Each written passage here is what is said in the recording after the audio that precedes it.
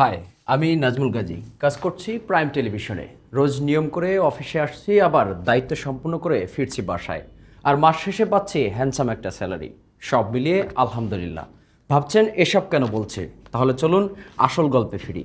তবে তার আগে একটা ছোট্ট ভিডিও দেখে আসি। মুরগির দাম একটু বেশি, দেশি মুরগির দাম ওরা 800 টাকা করে চাচ্ছে। তো অনেক জোরাজুরির পর 20 টাকা কমিয়েছে, কিন্তু দেশি মুরগির দাম অবশ্যই বাড়তি। এটা ম্যাক্সিমাম 600 থেকে 650 হওয়া উচিত ছিল। জি অবশ্যই অতিরিক্ত দাম। সবসময় যে বাজার সহনশীল থাকে তা না, কিন্তু কিছু ক্ষেত্রে তো আমরা বাধ্যই নেওয়ার জন্য। বাজারে সবজির দাম ভাই আগের চেয়ে বাড়তি আছে, অনেক বাড়তি আছে। আমি গতদিন ডিম নিলাম লালটা 110 টাকা, আজকে তো 130 টাকা চাচ্ছে। এখন তো বর্তমানে সবজির দাম অনেক বেশি। মানে যেরকম সাইজ বুঝে দাম আর কি, এই হলো পরিস্থিতি আর কি। ব্যবসা বাণিজ্যের পরিস্থিতি খুবই খারাপ। দামে বিক্রি আছে, এই দামে আপনার বলতে হবে, আর সারা কিছু করার নাই। পারে এবং বাড়াইতেই হবে, না বাড়াইলে কোম্পানি এরকমই করবে। সরকার যদি তেলের দাম বৃদ্ধি না বাড়ায় তাহলে কোম্পানি তেল দিবে না। আজকে বাজার মনে হয় 170-80 টাকা বাড়ায় ফেলছে 2 দিনে। 2 দিন আগে যেটা আমরা কিনছি তার থেকে আজকে 2 দিনে মনে করেন যে 80 টাকা 70 টাকা বেশি কিনতেছে। আমাদের আর একটু কম কিনে আনতে পারলে আমরা কাস্টমারকে আরো কম কিনে দিতে, কম বিক্রি করতে পারবো। বাজারে যে অবস্থা, ওইখানে গেলে দাম একটু বেশি, আমরা এখানে একটু বেশি বিক্রি করি। আমরা যাদের ডিম নেই, বরাবর যে ডিলাররা আছে যে ডিম দেয়, তারা বলে যে তেলের সঙ্গে মানে গাড়ি যাইতে পারে না, পর্যাপ্ত পরিমাণ তেল গাড়ি পায় না, দিকে গাড়ি যাইতে পারে না ওইদিকে। এই পরিমাণ মালগুলো কম আসে, কম তার আমার ডিমান্ড বেশি, এই জন্য ডিমান্ড বাড়ায় ফেলছে। কত মামা? 650। ভিডিওতে যেটা দেখলাম সেটাই আসলে আমার আজকের গল্পের শিরোনাম। মানুষের কর্মের সাথে পারিশ্রমিকের মিল থাকলেও অমিল বাজার দরে। অর্থাৎ পরিসংখ্যানটা এমন যে আগে একজন মানুষ 1000 টাকা নিয়ে বাজারে গেলে যে পরিমাণ দ্রব্য ক্রয় করতে পারত, বর্তমানে সমপরিমাণ অর্থে দেখা যাচ্ছে অনেকাংশে অর্ধেকেরও কম দ্রব্য কিনে ফিরতে হচ্ছে বাজার থেকে। যেমনটি এই মুহূর্তে আমার হাতে আছে আজকের দ্রব্যমূল্যের একটি বাজার তালিকা, যেখানে মোটা চাল 50 থেকে 55, চিকন চাল 70 থেকে 85 টাকা কেজিতে বিক্রি হচ্ছে। তেলের বাজারও চাপ, সয়াবিন তেল লিটার প্রতি 200 টাকার কাছাকাছি। সবজির দামও চড়া, বেগুন 100 থেকে 120 টাকা, পটল ঢেঁড়স 70 থেকে 80। মাছের বাজারও সরবরাহ কম থাকায় দাম বেড়েছে 40 থেকে 50 টাকা পর্যন্ত। এদিকে মাংসের বাজারেও একই চিত্র। ব্রয়লার 170 থেকে 180 টাকা, আর গরু 800 এবং খাসি বিক্রি হচ্ছে 1200 টাকা কেজি দরে। এটা তো গেল কাঁচা বাজারের চিত্র। ঠিক একইভাবে এই প্রভাবে আক্রান্ত প্রায় নিত্যপণ্যের বাজারের অন্যান্য সব জিনিসই। পোশাক, ইলেকট্রনিক পণ্য কিংবা আসবাবপত্র, প্রায় সব কিছুর দামেই ঊর্ধ্বগতি। কিন্তু সরকারের এত সদিচ্ছা এবং উন্নয়নমুখী কর্মকাণ্ডের পরও কেন বাজারের মূল্যে মানুষের ক্রয় সীমার বাইরে চলে যাচ্ছে? চলুন জেনে আসি এ বিষয়ে বিশিষ্টজনদের মতামত কি। এই যে বাজার দর বাড়তেছে, এর পিছনে অনেক বড় গুরুত্বপূর্ণ একটা ইস্যু হলো তেল।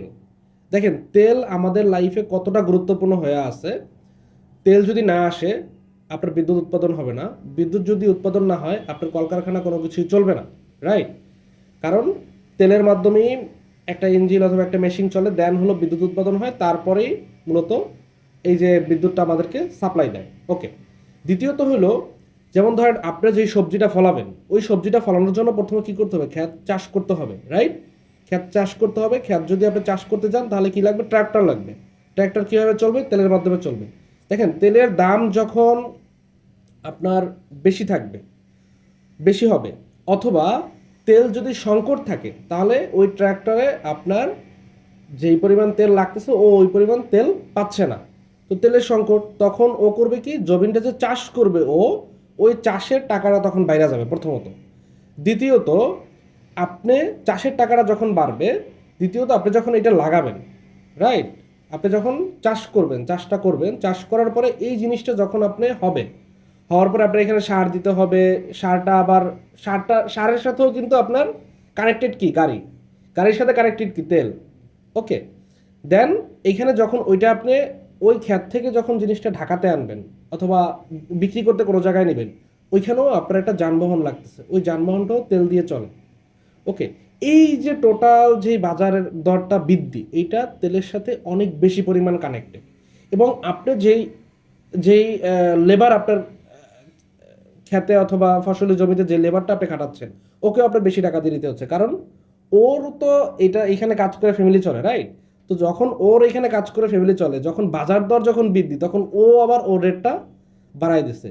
তো সব কিছু মিলে এই বৈশ্বিক যখনই একটা যুদ্ধ শুরু হয়, যখনই বিশ্ব রাজনীতিতে একটা ঝামেলা শুরু হয়, তখনই বিভিন্ন জিনিসপত্রের দাম বাড়ে। এটা শুধু নট অনলি বাংলাদেশ, এটা পৃথিবীর সব দেশেই বাড়ে এটা, এবং পৃথিবীর সব দেশেই, এবং লাস্ট এই যেটা হলো যে তেলের দাম আমাদের দেশেই বাড়ে নাই, এছাড়া অন্য অন্য সব দেশেই তেলের দাম বাড়াইছে, রাইট? তো বাজার দরটা যে শুধু আমাদের দেশেই বাড়ে বিষয়টা এমন না, বাজার দরটা পৃথিবীর সব দেশেই বাড়ে যখন বিশ্ব রাজনীতিতে কোনো ধরনের ঝামেলা সৃষ্টি হয়। যেমনটি শুনছিলাম, এটি আসলে এখন পুরো বিশ্বের সবচেয়ে ভয়াবহ সত্য। ইরান ইসরায়েলের যুদ্ধ, আমেরিকার প্রভাব বিস্তার, হরমুজ প্রণালী বন্ধ, জ্বালানি তেলের সংকট, আমদানি খাতে বড় ধাক্কা, ডলারের চাপ, এমনকি কাঁচামালের বড় সংকট, এই সব কিছু মিলিয়েই এখন মানুষের উপার্জনের সাথে ইচ্ছে আর ক্রয়সাধ্যের মধ্যে এক বৈপরীত্য সম্পর্ক পরিণত হয়েছে। তবে সকলের প্রত্যাশা বৈশ্বিক এই ক্লান্তিলগ্ন পেরিয়ে যেন মানুষ অচিরেই ফিরতে পারে তাদের স্বাভাবিক জীবনে।